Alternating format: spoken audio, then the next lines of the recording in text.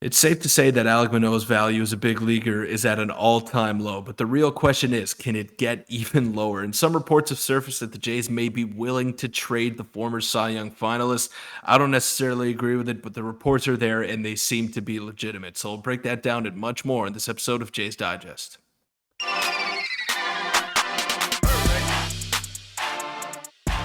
What's up, Jays fans? I'm your host, Peter Vryonis, alongside host Nick Gosse. And before we get into anything today, Nick and I are super pumped to be working alongside Rentals.ca. And if you didn't know, Rentals.ca is Canada's largest apartment hunting network.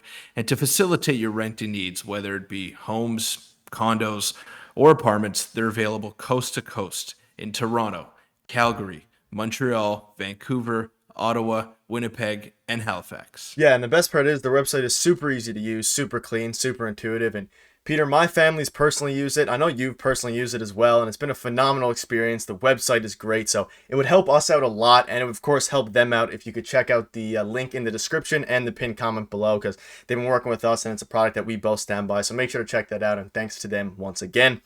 But Peter, let's get into the video. We have a lot to get into today, and it is something that, again, and I feel like every time we have these Alek Manoah videos, we never thought we were going to be talking about this, especially not, at this point. The trade deadline just passed, but John Morrissey of the MLB Network dropped a bit of a bombshell article that is definitely worth a discussion, especially going forward, and it's going to be something that is a very big key of the offseason. And Peter, I'll get your initial thoughts, and I'll just pop up the headline of the article here, which according to MLB insider John Morrissey, who absolutely does have sources. He's broke multiple trades, multiple Blue Jays trades. He's all throughout the network.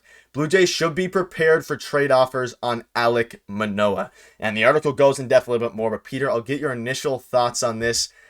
Do you think this is possible? Do you think it's likely? What are your initial thoughts on John Morrissey saying that? And it goes more in depth. The Jays are going to be willing to shop for offers on the former Cy Young winner. Well, Alek Manoah is a prime buy low candidate right now, and before the season started, this would not have even been a discussion. But now, I don't know, can his value get even lower than it is right now? He finished third in Cy Young voting in 2022. He's now down in AAA pitching for the Buffalo Bisons. He hasn't even pitched for them yet. So that's the stage where we're at right now with Alek Manoah. The question is, can he get back to that old self? Can he get back to that Alek Manoah of 2022? I personally believe that he can. He's a couple of minor adjustments away. He's got to take his offseason a little bit more seriously because I'm sure he had a very good time finishing third in Cy Young voting, lives in Miami, young guy, a lot of money. It's a recipe for disaster at times. So Alek Manoah's got to get serious. I'm sure he's going to work his tail off in this offseason. And I don't think this would be a smart idea for the Toronto Blue Jays. He's under team control for another few years until 2028, if I'm not mistaken. He's a guy that you're going to be able to have for cheap on your team and someone that you need in that rotation because as good as they've been this season, there's been that glaring hole in the fifth spot. Now, Hyun-Jin Ryu has stepped in and he's done a great job thus far in his few starts that he's had, but he won't be there next year. So who takes over for that fifth starter spot? Is it going to be Alek Manoah? Is it going to be someone else that they acquire via trade, via free agency? We don't know the answer to that, Nick, but I don't think this is a good idea to explore trade opportunities for your guy who finished third in Cy Young voting last season. Yeah, it's an interesting time. Obviously, we made a video recently about the Alek Manoah situation. John Schneider just yesterday, speaking out about him and going more in depth about the specifics of what John Morrissey said. He said that conversation will definitely happen regarding the Jays, potentially trading Manoah. The Jays phone is going to ring this offseason with people who want Alek Manoah. And if you think about the shortage of starting pitching, teams that are bereft of starting pitching right now and say, hey, he's better than our fifth starter, for the opportunity to bring him in, we'd be willing to give up this level prospect. And he doesn't go on to necessarily state what a potential trade would be, but again, any team trading for Alek Manoah is not going to pay a top 5 prospect, I wouldn't assume, in their system.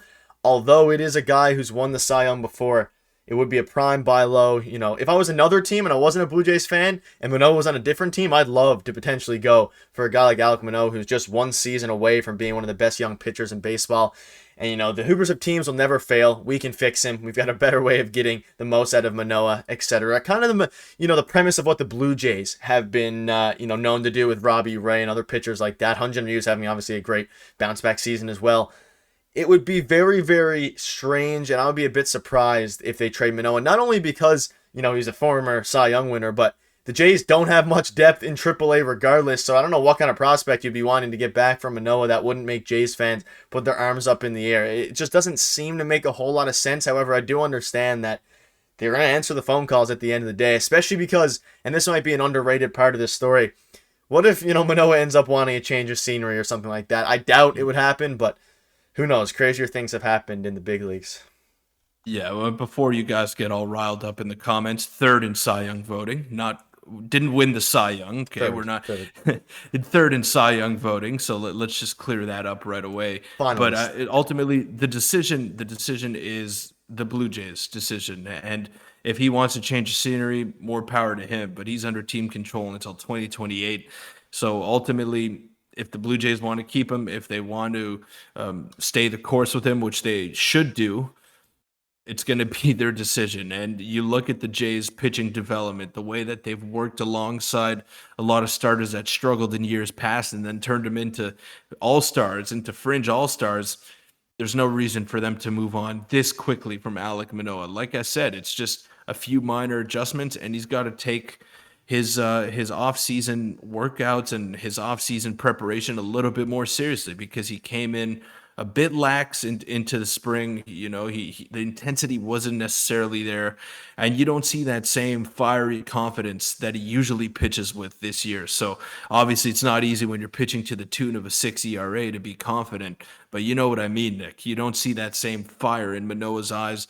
He had to get humbled a little bit because he's never struggled in his baseball career. He's finally facing some adversity and he didn't know how to handle it. He's going to have to work through some things this offseason, and he will. I don't know if he'll get back to the 2.4 ERA or the 2.24 ERA that he had last season, but I think he's going to be a pretty damn good pitcher for a long time in this league.